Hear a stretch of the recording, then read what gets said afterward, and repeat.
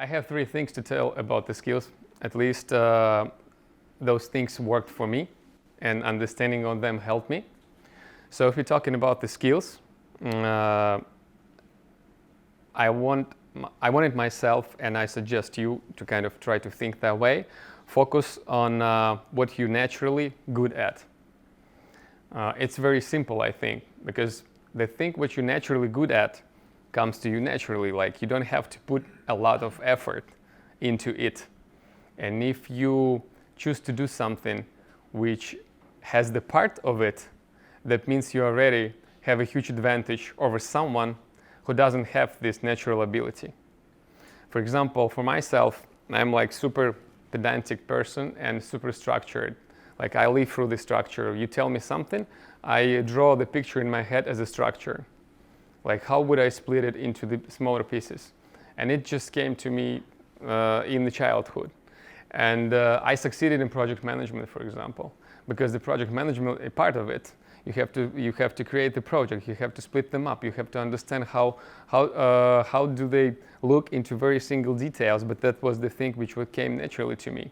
And I could easily work in project management, and it was super easy for me. I would run a lot of projects simultaneously. Someone would call it multitasking, but for me it was just a structure. Just build a lot of different structures, put them all together at some place, and just follow them up, and that's it. And it helped me to stand out. And we all have this natural ability.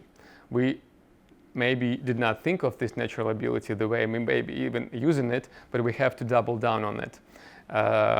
What else I want to say about this part is we sometimes think naturally good at a lot of things.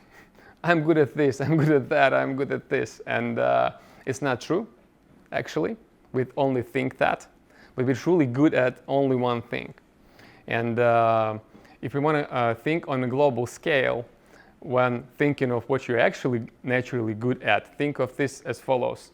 You should be in 4% of all the worldwide population who actually also good at this thing, but you should be in 4% of all the worldwide. If you are there, you're really good at this particular thing naturally. But if you're not, don't say you're good at multiple things. You're usually good only at one. And this is very essential to select that one and kind of build up on it and implement it in your daily routines.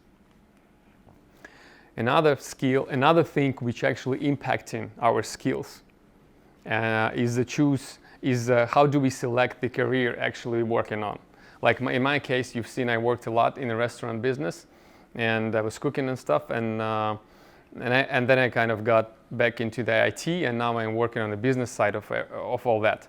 So I'm still kind of in an experiment from one point of view, but from another point of view, it led me to understand how do I choose the career. And I started to learn to talk to people, and actually most of us, we choose our career kind of randomly, wherever is convenient to us, wherever in a kind of group of people we got someday. And this group of people led us to something which we actually do right now. We might be very good at it accidentally, but we didn't do it on a purpose kind of thing. But I like to kind of control such thing, and what I learned about the choosing your career is there are very many essential part of it. And I'm not urging you to change your career right now, but you might change the field easily because you might want to do something else. Maybe working in IT, but you want to start as a developer, but you want to start project management, stuff like that. I'm talking about these things as well. And I think that's very important to be in the field you're actually supposed to be, where you can actually express your naturality and your natural strengths automatically. And you're going to perform and you're going to strive a lot more because of it. So to choose your career, first you have to choose the industry you are after. How to do that? At least it's my experience. First, to do your industry, you have to take quizzes and understand your personality. Like, I never was thinking about my personality like from the emotional perspective, how strong I am and what are emotions and how to measure them and things like that. So the quizzes is basically the scan for your brain. The same like you go and do your blood work and you know how much of the cholesterol you have, whether you have high sugar levels and stuff like that, and you then start working on it, we don't actually do it with our brains. And those quizzes, these are the tools which actually do this blood work, but on your minds. I don't know, maybe some of you have went through them, but I love them. They are super precise. They're super smart. You cannot trick them. If you're going to try to trick them, they're going to use it in their results, and they're going to show you results accordingly, which is going to be inclusive with this trickish thing. You try to trick them. Basically, one person out of the 20 who takes those tests, they can trick them, and the results actually will not be appropriate to that particular person. And while doing so, you eventually kind of understand one of the most important things, whether you introvert or you extrovert. We have two groups of people. And question to ask and understand what type of person you are is, am I going to be a face of business on a company? Will I just be on the back end of my business or the company? Are you okay with your routine, for example? Because biggest difference in between introverted and extroverts is introverts are not stimulated by new things, and extroverts actually the opposite. They are super stimulated by new things. So you have to figure out what kind of personality you are. And by the way, while choosing your career and now working in choosing your industry first, you're kind of doing those tests and putting those clues together. You don't need to decide yet. If you try to imagine the process, how would you do that? You just put it on your list. Okay, I did that. I took this test. It says this and that. And you just kind of put it on the paper, building the roadmap for yourself, putting the clues together. This is an example of one of those tests, which I take twice a year, because it's the same as doing your blood work, right? You take your blood work, you see the cholesterol levels are high, and you try to think, maybe I should eat a little healthier, right? And you do, and you go in a half a year after, and your cholesterol already kind of low levels, or the levels which are appropriate. The same here. This is the picture at that same time when you take those tests. And as you see here on the test, you have a lot of different factors which you can actually measure. And if you know how to read those tests, you can use it into your advantage. Like, for example, in this picture here, we have this conscientiousness, which actually shows ability for the person to run the business, to be the business person, to be entrepreneur. Because it has 4 different things like organization, diligence, which is structure, by the way, perfectionism, and prudence, which is hard work. And they measure and they kind of assign it to you afterwards. So you can figure out about yourself a lot in those quizzes, and they can give you the clues. This is another test. They have some kind of like openness to the experience, as you see. They have agreeableness. So the things which you would never think about, and you would never measure yourself in those parameters here. But again, we work in a data-driven society, so we might as well gather data about ourselves and see how we can use that data to improve. So I use this test, and a lot of people use those tests to figure it out their personality, because personality is very correlated with the things which you want to do or supposed to do. This is very important. We're going to get to that. So I put in my opinion, the best quizzes here. One of the Untitled, you can search them up, or I can send you the links afterwards. So these are the ones which worked for me very well. I love them a lot. The Untitled quiz, Hexaca Quest, Myers-Briggs personality test, Dark Triad, and Big 5 personality tests. A lot of companies in Silicon Valley, by the way, and a lot of companies all over the world, they use those tests to choose their employees, to choose their partners, and stuff like that. Because again, when you get something on the interview, you just you can talk to those people, and you can ask them whatever questions you can, but you cannot actually get in their minds and do not understand how actually their minds work. And this test, this is the scan for their minds. So therefore, if you come to the interviews, they just give you this test, you perform this test, and they know precisely who you are, what you are capable of, and stuff like that. So it can help also take very good decisions on this path as well. The second thing, when you're on the path of choosing the industry, is deep searching your soul, asking yourself basically these questions. The first one is when you were 14 years old, what did you want to do? Usually, in a lot of cases, statistically, it's the thing which you have done, or should have done. And statistically, again, you actually will end up doing it someday if you're going to get lucky. But you should not get lucky. You should have some kind of system to understand it and choose it. And this is the structure we're going through right now. Why 13 years? Because in 13, 14, then the person is 13, 14 years old. That person has the highest IQ at this age. Afterward, the IQ is actually getting lower. And our minds is most opened. They work like crazy. Those kids, 13, 14 years old, they're super smart and they absorb so much information, and their minds working on the fullest capacity they will ever have in their lives. And this is proven scientifically.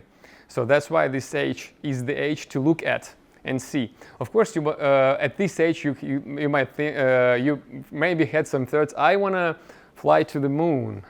I want to be a cosmonaut or something like that. And you would just laugh about it. That's bullshit. It might not be. You have to dig deeper. Maybe you have to work in NASA. Maybe you have to work some kind of rocket engineer. Have to be rocket engineer or something like it. It's just giving you the clue. Again, you just put those things on the list. You took the tests, you put whoever you are, what kind of your parameters there. Then you try to understand what did you want when you was 14 years old and stuff like that. You kind of put those clues together if you're on that path to understand what's your real industry is, what you're after. Another question to ask is, what did you grow up around? This is huge, of course, because usually, again, it's forming subconsciously. It's forming our skills in our mind. Right? And it's going to also give you the clue. If someone grew up in a family where everyone is the doctor, they're probably going to become a doctor as well. In very rare cases, not. So look around your environment, see what kind of people you were hanging out with. Like, what was the topics and the themes which were most important maybe, and most often, which was reason around you. Subconsciously, you have them in your head. You might not want to pursue them. That's another thing, of course, but they might give you the clue. What are your enemies complimenting you on? These are usually your strengths. Like, hear around, see what people talk about you. They might say, this Igor guy, he's a jerk, but he's super structured, man. you probably think, okay, so this is probably my strength. So that's usually true. Of course, hopefully you don't have enemies, but again, just listen to the feedback and see what people say about you. And usually, the most often thing they say about you, this is your strength, and you should use it to build up on it. What have you been doing in the last 10 years, right? What do you have the most experience doing? This also can give you the clue, maybe what you like and love, and maybe what you want to work with. And last but not least, this is also very indicative, is what are you talking about on Saturday night with your friends when you're not working or not thinking about money? What do you like? You're not tired. You're ever tired to talk about it. And that's the thing which you probably love or like, and it's also might give you the clue of your industry. And the last but not least in the industry selection path is, of course, experimenting. You have to experiment, and you have to understand what is for you. And for example, shadow someone and see other industries, experiment and understand what for you. I think that's a good example here of Petri Sozumanch. He worked as a project manager and then as a product owner, and now he's shadowing Yanis. And I think this is the path to go for him to understand what he actually is into. Statistically, again, what they say is you have to try at least 12 things to really and deeply understand, is that for you or not? And it's actually applied not only for your career, for your work, for industry, but for the dates you had, for the businesses you run and stuff like that. You have to try at least 12 things. So think of how many things did you try in your life in a particular area of your life, and see whether it was enough of trying, because the probability is if you did not try enough, you have chosen something pretty randomly. It might be working for you because you got lucky and chosen something which actually works for you, but it might be the other case, the other way around. To sum up about the industry, so to make sure you are successful in the skills, that one part of the result formula, you have to choose the right career. And to choose the right career is you first have to choose right industry, as we just figured out. And to choose the right industry, you go through the quizzes, you understand your personality, you deep search in your soul, you ask you all those questions, and you put the clues together, and then you start experimenting. And that's how usually you find the industry, what you're after, and you understand what you actually want to do. And after you've done that, this is the only last thing what you have to do to pick up the really right career, is basically there are 4 options to pursue via 2 major choices. One of the choices is entrepreneurship, and there we have lifestyle entrepreneur and big corporation entrepreneur, basically 2 things only here. If you want to do your own business, you have to understand whether you want to be a lifestyle entrepreneur, you want to work and travel and be kind of on your own small business, or you want to be a corporation like think Elon Musk, Jeff Bezos, and stuff like that. So basically those 2 choices. Another one is you want to work for someone, then it should be it can be startup company or again big corporation. That's it. Basically 4 options via 2 major choices. That's all you have. Of course, you can get deep into the details and try to build this ladder a lot more wide, but I would not suggest that. These are all the choices you have after you understand what you're going to be, what kind of industry you're going to work in. So how to make the choice here? It's interesting. This choice actually is very much dependent on your anxiety levels. Is how stressful you are and how can you handle the risk. And there are 4 groups of anxiety levels which are linked to those tests which we were talking about before. You've seen in that test, maybe some of them have spotted, there is an anxiety section where you can measure your anxiety, how anxious you are, how stress tolerant you are, and stuff like that. So if your anxiety level is super high, meaning like if today you're gonna lose 2 euros, you're gonna almost have a heart attack because of it. You're probably better off working in big corporations. If your anxiety level like 70, 80, and again, to understand that, you have to take those tests. You might as well work in a startup company where the environment is more dynamic, a lot more risks there, but at the same time, a lot more challenges. Lifestyle entrepreneurship, usually for those people whose anxiety level is like 40, 60, and big corporation entrepreneur like Elon Musk, Jeff Bezos and stuff, it's just on the very low levels, like 0 to 4. They're willing to have and take huge risks.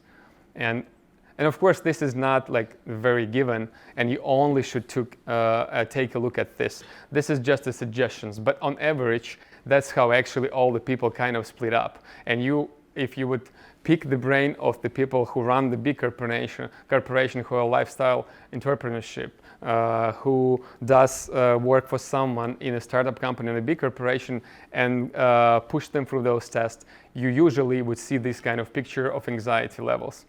It also doesn't say that if you measure your anxiety level, you understand it, it's at level 70, 80, that's it, I'm only good for the startup company, and that's it. Of course not, you can work with your anxiety levels.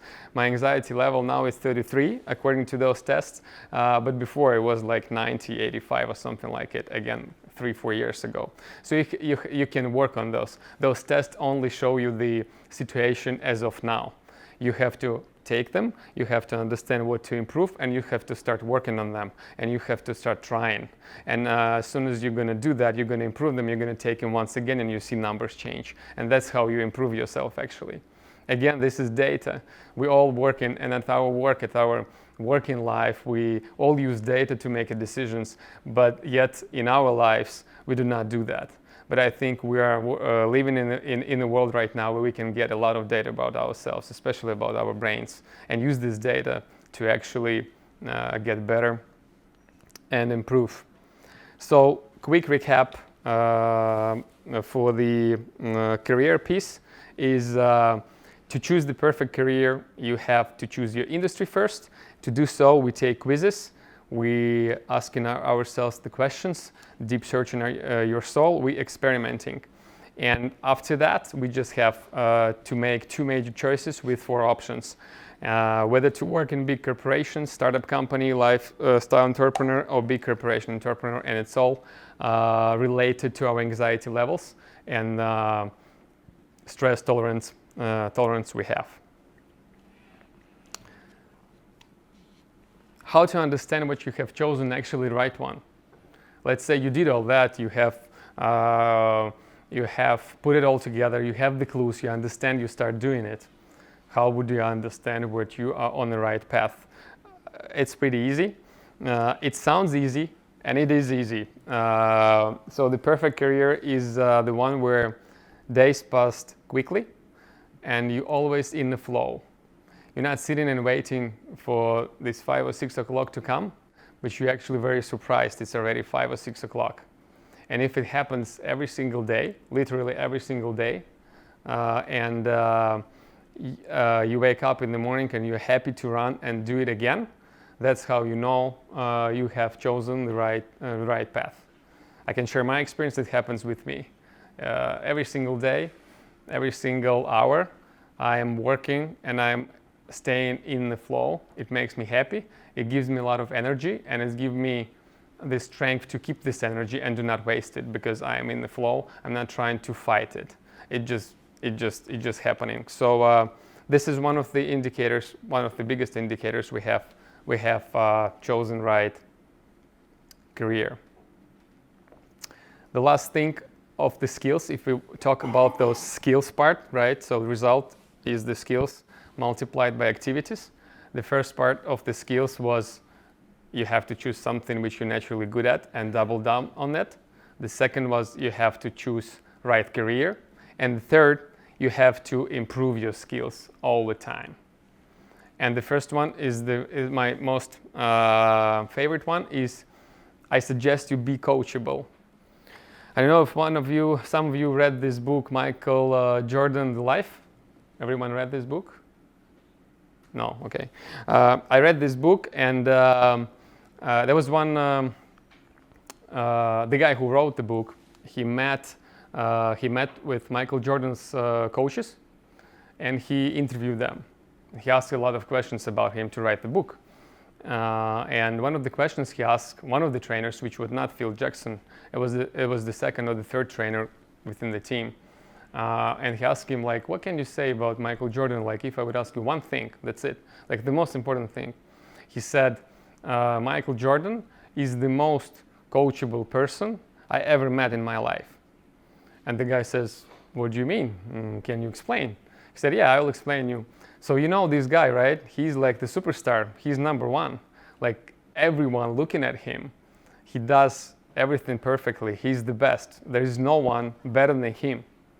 So he probably should take like a lot of pride in that. He would be super proud of it, and he would be cocky. And he was behaving himself pretty cocky with people sometimes. But he said, if we would have a game, the game is happening, and there is the pause, and Michael Jordan is being put back on the bench just to take a rest. And at the same time, with him would sit someone from the team, even the weakest player on the team. Then Michael Jordan would turn to him and start asking him what he thinks of his performance, what he would just did on the field. And he would listen to that guy. That guy would be all this time surprised, like, what the hell? I'm like 20 years behind this guy. I need like, I don't know what to get up to him, but this guy is asking me. So first of all, it shows humility. The guy is actually interested in the opinion of someone which is lower in the ladder of him. And the second of all, after hearing the feedback, the guy would give them feedback. Next morning, Michael Jordan would come to practice. Next morning, meaning he would already do it next morning. He would implement those things he liked in his practice very first morning, before the real practice would start with the coaches, with other players and stuff like that. He would be 2 hours earlier, and he would be doing those things which that guy have kind of gave them the feedback of. So this is very important. Be coachable, stay coachable, be open, and learn new things. And do not wait for super high level people to give you the feedback. You have people around you who can give you the feedback, and this feedback can be super valuable, and you can implement it in your life and not wait for someone you think a superstar should give you the feedback. As we see the superstar actually getting the feedback from the lower layer of players and then implementing it in their life, and that way getting better. The next one is be in the room with the higher temperature. That's the good one. This sounds silly, but I like this allegory where, like, if my temperature is 100 and someone's temperature is 200 and we meet in one room, the average temperature is going to be 150. I'm going to gain, that person going to kind of lose, but I'm going to gain. So with this, I'm going to urge you to stay in the room with the higher temperature. Try to find people with a higher temperature than you are, and they're going to kind of heat you up.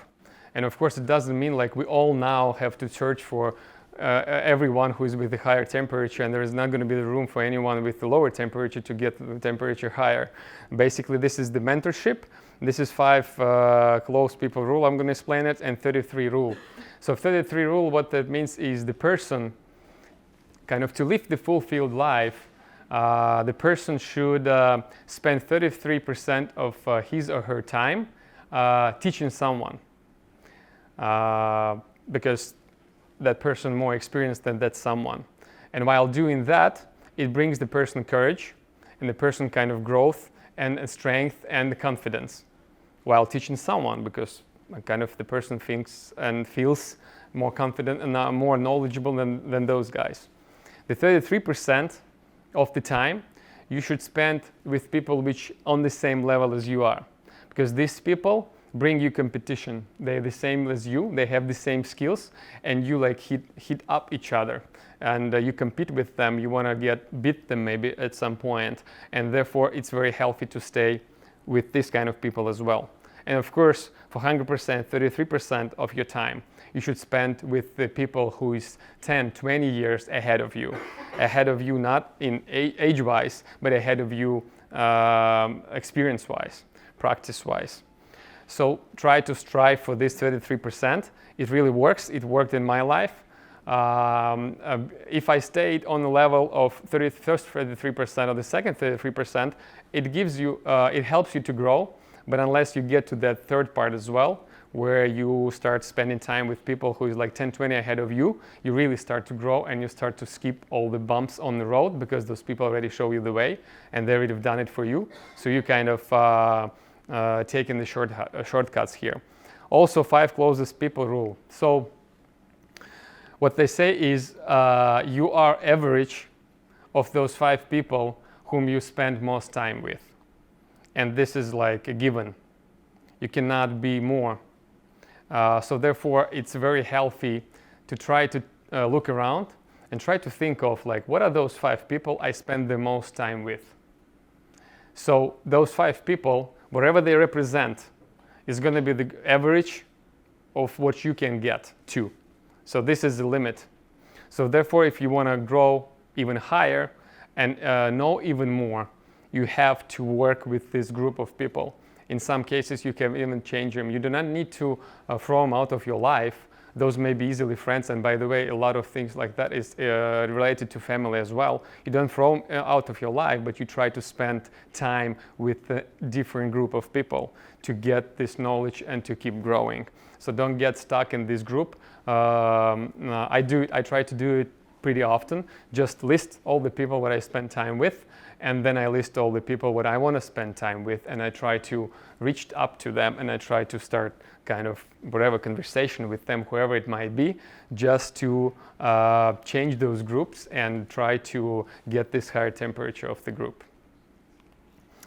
Build your own self-selected bubble. Yeah, this is another interesting thing. The thing is that the whole population of the world basically divided into the self-selected groups, as they call them, which have the same beliefs, the same experiences, and kind of something the same, they share the same values. What happens is that most often we get into those groups accidentally, and we start liking those groups, and we start feel convenient in those groups, and that's what they call convenience bias. We develop a convenience bias, and we sit there just because it's convenient to us. But actually, this is not the group and not the values which we really want to share. And if we want to grow out of that group, we need to create ourselves that self-selected bubble. And usually that happens that way. You sit down and you make a list of the criteria what you want to achieve yourself and what kind of characteristics or the characteristics of the people you want to be around, and then you start to attract those people. You get rid of the ones who not fit in this particular criteria, and you try to attract the ones who actually fits there, and you actually purposely working with this, and it's really possible, and that's how you can create around yourself the team, the environment where you would thrive yourself. And of course, read books, listen to podcasts, watch videos. These are all your mentors, especially books. You know, as I said, like we can find the mentors. We need those 33%. So if you don't have time, or maybe you are shy enough to meet up with someone and try to ask for the mentorship, your books is the first step to your mentorship, because a lot of people are already dead, but they left us the books. They can mentor them. We cannot sit down with them and talk with them, but we can take their book and read their book. That's how we get their mentorship. So books actually being perceived as mentorship, if you read the right books, of course. So these are the skills. We have went through the first part of the result formula, and what we learned is to kind of double down on this skills part, which will bring us more results, because we all aim for more results, twice as much result in a week. We should improve our skills, and we do it by understanding what we're naturally good at. We choose our career right, and we went through and understood how to do that. We improve our skills every day with being coachable, with staying with right room with the right temperature and stuff like that, and we stay in the flow. That's how we understand we are in the spot where we can use our skills the most. This is the part of skills.